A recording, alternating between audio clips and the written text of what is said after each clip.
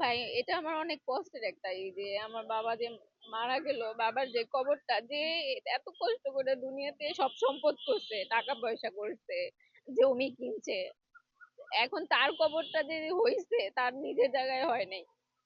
হ্যাঁ, ইচ্ছাকৃত ভাবে ভাই আমাদেরকে হ্যারাস করার জন্য বিক্রি করেছে, কারণ ওটা আমাদের একটা ইমোশনাল অ্যাটাচমেন্ট। যত কিছুই বলেন, বাবা তো বাবাই, বাবার কবর আমাদের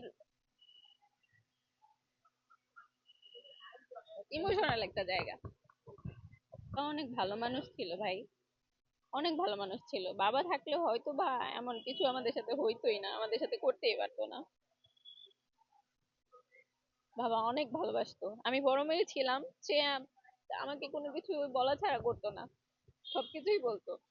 যেহেতু গাড়ির বিজনেস ছিল, আর যেহেতু আমি এই কোম্পানিতে চাকরি করি, আব্বা সবকিছুই শেয়ার করতো। আমাদের জায়গায়ও যদি হইতো তাও এত চিন্তা থাকতো না। এখন সে কবর নিয়েও ব্ল্যাকমেল। জানি না ভাই কি হবে কপালে, কতটুকু আমি আগাইতে পারবো আর কতটুকু সহ্য করতে পারবো বুঝতে পারতেছি না। এখন পর্যন্ত জানি না যে আমি কি করব।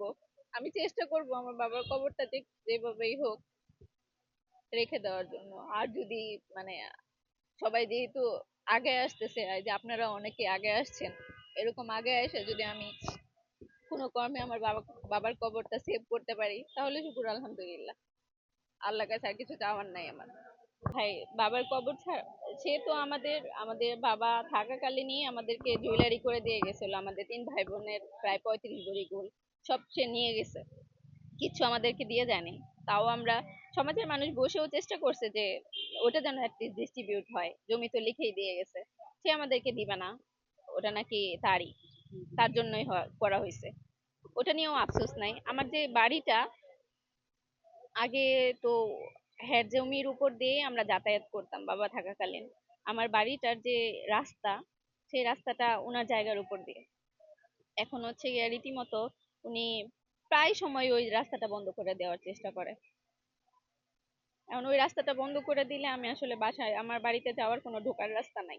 এই জন্যই ওনারা আরো বেশি পেয়ে বসছে যে উনি যদি এই রাস্তাটা আটকাইতে পারে তাহলে আমি বাড়িটা ছেড়ে চলে আসবো।